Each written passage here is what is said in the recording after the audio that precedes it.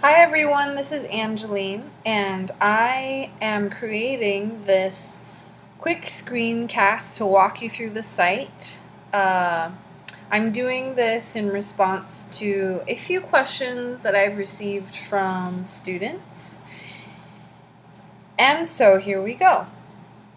When you log in, this is what you see. You go directly to the home page, and this is a great place to check in with me because you will see here all of the announcements that I have posted. I try and also send you an emailed copy of each announcement. This page is so important because here, for example, the last announcement, I discussed an extension, a possible extension for week 3's work. I also give you reminders of what is due. And here you have upcoming assignments. Again, more reminders of what is due and when the deadlines are. As you know, do not leave your work to the last minute. I had one student write in, she's so conscientious. She schedules time to complete all of her work before the deadline during the week. She also works full-time, so I commend you. You know who you are. So this is the home page. This is where you come to. Now I'm going to move on to the classroom page, the classroom tab. So when you click this, you actually get this. Weekly interactions. This is the page where you can access course materials that you are required to read and to view so that you can answer the discussion questions and participate in the peer review and also complete the media reports. So, for example, here we are on the classroom tab. Week 3, we are looking into dance and leadership. So I'm just going to click on dance and leadership. It opens and look, here we are, week 3, focusing on dance and leadership. This page will show you, will outline the lesson objectives, give you a short introduction, and again, it shows you week 3 tasks. So on a micro level, you're able to see what you are responsible for this week, what you need to complete, what you need to read, to watch, and it even gives you a little tabs here that you can open up. So this week, as you can see, we have quite a few things coming up. I hope you have started already. Week 3, again, just to review, we are at the classroom tab. All the course materials are here. You have your week 3 reading here. Underneath you have your media, which includes videos. Now sometimes you'll get one video and the prompt will also ask you to respond to other videos. Okay, so you have this one video up here and you have several down here. Sometimes the videos will not be listed beneath this one larger video, so you will have to go on to here. Let me show you the special playlist tab. Here, this playlist tab will give you access to videos that you know you have to watch but for some reason aren't listed down here. That's just an FYI. So that is your classroom tab. Let's move on to the discussion and final tab. If I were to click here, it would bring me to the discussion and final page. Here is where you post your discussions. This is pretty self-explanatory. Just remember to read the prompt and be aware that each discussion should be 2 paragraphs in length, at least 2 paragraphs in length, and each paragraph should have at least 7 sentences. What is also important to your success in posting discussion responses will be to download the response rubric here. This is the rubric that I use to grade your discussion posts, so make sure that you have that printed someplace so it's handy and that you have it next to you while you are posting your discussions.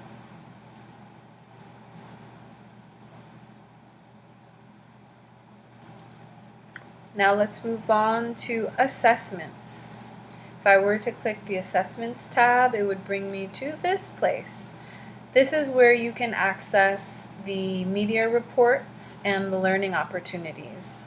You have two upcoming learning you have a media report upcoming due next week, and a learning opportunity also due next week. So if you click on this, it will open up a page where you can access the media report and the learning opportunity so that you can complete it on time. All right. If I were to click on the grades, it would bring me to here. I do not have any grades recorded at this time. This is where you can view your grade in the comments. Here's the handy grade scale so you can see how you are doing. Here's the help tab. If I were to click on help, I would come here. This is very important. If you at any time experience technical difficulties, for example, you can't view a video, you tried to submit your post but it won't let you, or you submitted your post and you go on and you see that the system did not process it and the system says you didn't submit your post. If you for some reason can't access course documents, or there's something wrong with the network connection, you will come here and submit a help request. And this help request, submitting it is so important because you get a receipt with a timestamp on it. And that's important because if you were to miss a deadline due to a technical issue, you would show me, the instructor, the receipt with the timestamp on it that shows that you reached out for assistance, and that due to technical issues you were unable to submit your assignment on time. And then at which point I would extend the deadline for you because you have this help request. So that's what you need to do. Okay? If you have any other questions, please email me. You need to know that I do not have access, or I do not check emails on the weekends, really, unless I know that there's a technical issue and that I need to update the students. But please, so what this means is please look ahead, work ahead, look at the assignment instructions and the prompts as soon as they are open. Read them carefully, and after you read them carefully, if there are still questions or uncertainties, or if you have suggestions about how to make the question or the prompt more clear, please email me well before the deadline. For example, if you have something due Monday, don't email me Sunday and expect an answer, because that's something that perhaps you would have. That's something that you need to email me before the weekend, so that it gives you enough time to complete the assignment, and also gives me enough time, turnaround time, to answer your email. Typically, I respond within 24 hours. So if you email me during the week, that's probably your best bet at getting me. But Sunday or Sunday night, the weekend is not the ideal time to email me. Okay. So that is the tour of the website. If you have any more questions, again, please email me, and I'll be happy to answer your questions.